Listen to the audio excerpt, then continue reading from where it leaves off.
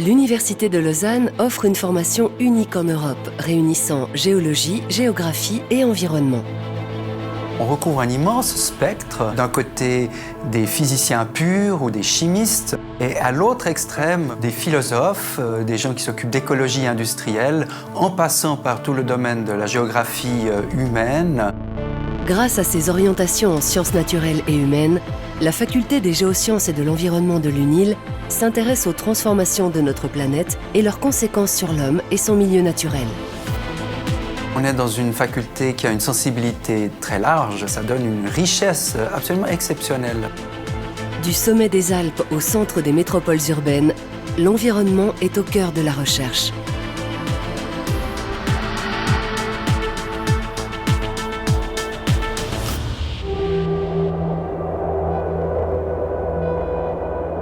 La Terre, une planète en perpétuel changement, façonnée par d'incroyables phénomènes géologiques. Quels mécanismes sont à l'origine de la formation des roches? C'est une des questions que tentent de résoudre les scientifiques. Une des choses qui est vraiment spéciale à Lausanne, c'est qu'on a encore toutes les sciences de la Terre présentes. Donc on voit de la surface de la Terre jusque vraiment tout aux profondeurs.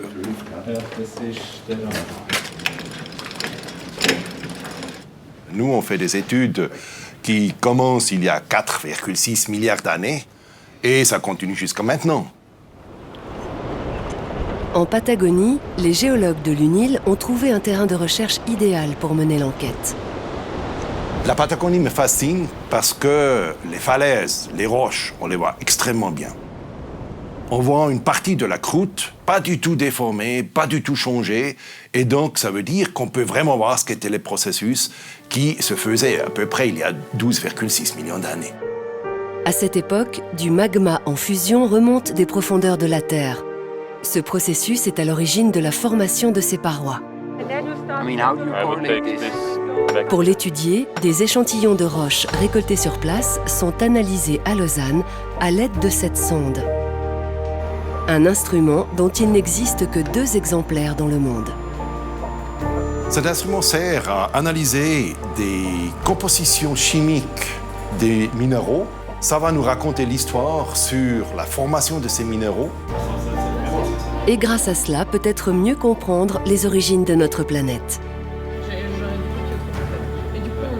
Nos étudiants, ils sont impliqués très fortement dans le développement de notre société. Engagés dans la construction de tunnels, par exemple, les géologues de l'UNIL sont aussi recrutés par des multinationales pétrolières ou des ONG.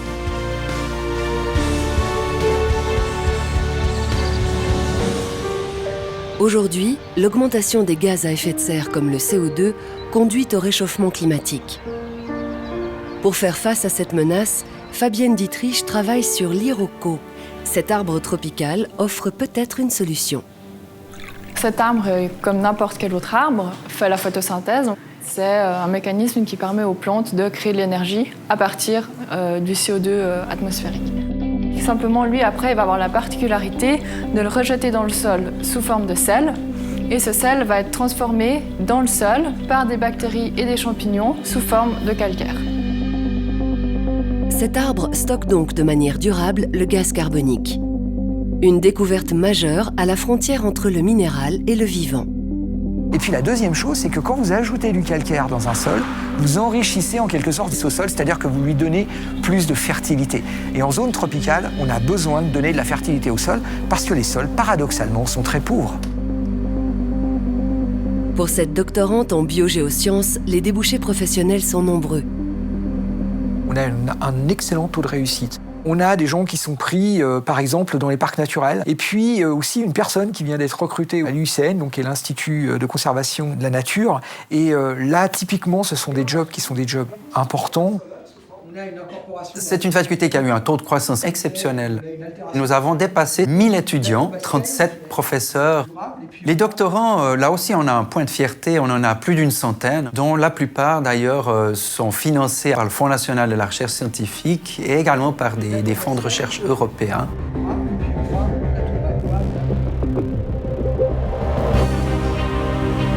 Autre terrain de recherche pour les étudiants, la ville. Elle se comporte comme un organisme vivant en perpétuelle transformation. Il existe diverses manières d'étudier les villes. On peut les cartographier, on peut s'intéresser à des quartiers, on peut s'intéresser aux interactions entre habitants. Nous, on a un point de vue différent dans le sens où on s'intéresse aux interactions entre les villes. Cet étudiant en master a mis en évidence un réseau de liens économiques entre les villes mondiales. On ne travaille plus avec une distance géographique classique, c'est un réseau de liens économiques.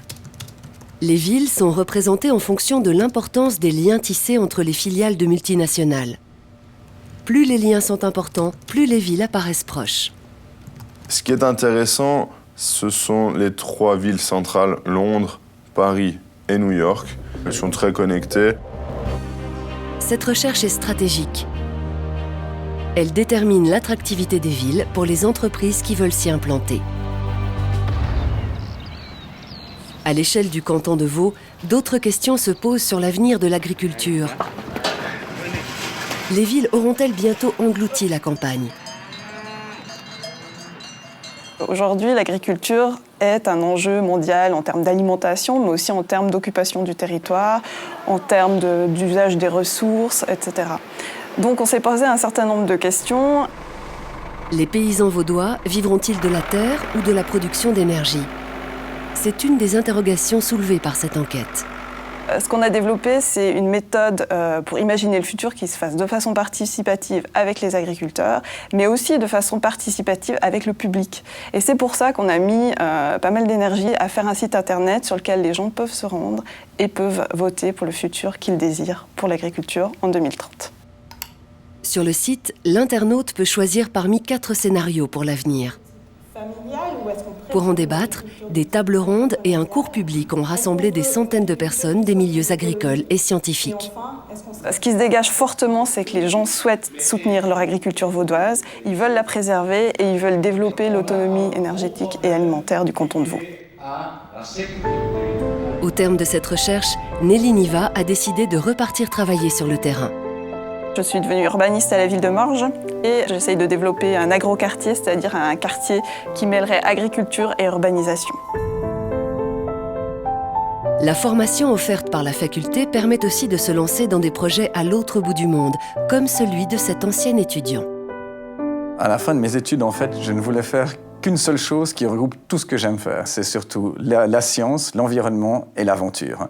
Et je me suis dit, écoute, l'idéal, ce serait de faire un centre de recherche au Botswana, en Afrique australe, où je pourrais accueillir des biologistes, des géologues et des anthropologues, et de pouvoir aller sur le terrain le matin, chercher des échantillons, les ramener l'après-midi au laboratoire, de les analyser. La construction de ce centre est en train de s'achever au Botswana et les recherches vont bientôt pouvoir commencer. Au point de vue de la recherche scientifique, c'est d'abord tout ce qui est l'histoire de l'homme. On connaît beaucoup de choses en Afrique du Sud, beaucoup de choses en Éthiopie, mais au Botswana, il y a très peu de données et ce serait vraiment des recherches qui pourraient combler des lacunes entre ces 2 grandes régions.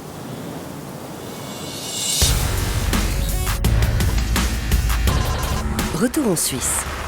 Dans le Val d'Airain, une équipe de scientifiques étudie les cours d'eau. À cause de l'érosion, des particules de roche s'accumulent dans le lit des rivières, un phénomène qui augmente les risques de crues et donc d'inondations. Donc quand on arrive ici, on va dans la rivière, on mesure la morphologie, on mesure la granulométrie. Avec ça, on peut créer un modèle et on peut faire des prévisions de l'avenir. Ce modèle doit servir à anticiper les inondations. C'est un grand enjeu si on a une maison, un chalet à côté de la rivière, mais aussi un enjeu lié à l'écologie de cette rivière et l'importance maintenant à la fois de protéger la population s'il y a un crue, mais aussi d'augmenter la qualité de l'eau pour l'écologie aquatique.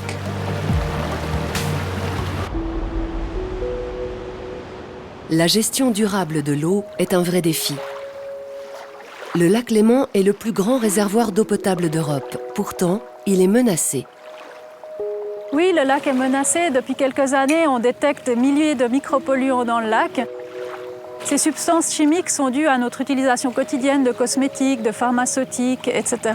Et moi, je m'intéresse aux risques des micropolluants pour l'environnement en général inclut l'homme, mais aussi toutes les autres espèces, les poissons, les algues. Et certaines substances chimiques peuvent présenter un risque non négligeable pour ces espèces-là.